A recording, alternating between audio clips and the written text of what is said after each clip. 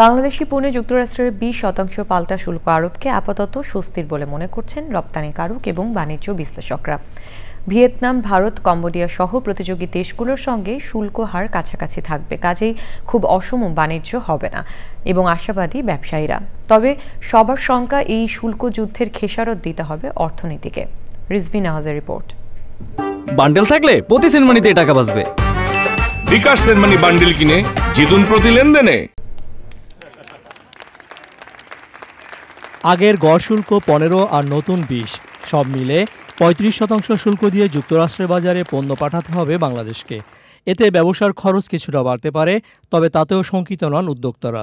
তাদের চাওয়া, গ্যাস সংকট, বন্দরের জটিলতা এবং আইন শৃঙ্খলার মতো বিষয়গুলোতে সরকার যেন স্বস্তি দেয়। ডেফিনেটলি এটা কম্পিটিটিভ একটা rate.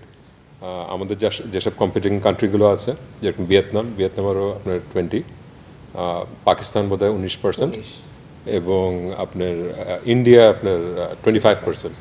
So altogether I must say যে this is a great achievement. Duty কিন্তু চেঞ্জ হয়নি।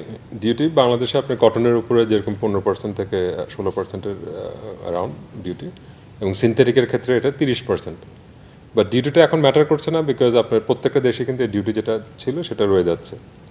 এখন যেটা হচ্ছে যে এই 20% যেটা অ্যাডিশনাল যে ট্যারিফ যেটা বলছে, সেটা আইদার আমাদের কাস্টমাররা সেটা রিটেল প্রাইস যেটা সেটা তাদের বাড়াতে হবে, অথবা তাদের যে বাজেট যেটা আছে, যে বাইং একটা বাজেট থাকে প্রত্যেকটা কাস্টমারের, সেই বাজেটটা কমে যাচ্ছে অ্যাকচুয়ালি। তো সেটার কারণে হয়তো কিছুটা অর্ডার কমতে পারে। আর আরেকটা জিনিস যেটা হবে, যে আমরা আগেও দেখছি যখন আপনার 10% ট্যারিফটা গত 3 মাস ধরে ছিল, যে বায়েরা চায় যে আমাদেরকে কিছু শেয়ার করার জন্য, সেটা এনিওয়ার ফ্রম 1% to 5% যে যেটা দিতে পারে। 35% জায়গায় শুল্ক 20% পেতে যুক্তরাষ্ট্রকে কি দিতে হয়েছে তা জানা গেলে বোঝা যাবে লাভ ক্ষতির পাল্লা কার দিকে। মন্তব্য বিশ্লেষকদের। আমাদের এটার জন্য তো আবার ছাড়ও দিতে হয়েছে অনেক জায়গায়, যেটা নন ডিসক্লোজার ক্লজের কারণে আমরা স্পষ্টত জানতে পারিনি, কিন্তু তারপরে যেটুকু আমরা জেনেছি তাতে কিন্তু আমাদের যে প্রকিউরমেন্ট বেশি করা, 25টা বোয়িং কেনার কথা বলা হচ্ছে, বা আমরা 5 বছরে 7 লাখ টন করে অতিরিক্ত গম আমদানি করব, বা আমরা এলএনজি মার্কিন যুক্তরাষ্ট্র থেকে আমদানি করব, যেগুলো খবর এসেছে, অর্থাৎ এটার বিপরীতে আমাদেরকে কিন্তু প্রকিউরমেন্টের দিকটাতে আমাদের অন্য জায়গা থেকে আগে যেগুলো আমরা ক্রয় করছিলাম সেখানের সাপেক্ষে বেশি মূল্য দিতে হবে। সুতরাং এখানে একটা কিন্তু ট্রেড অফ আছে।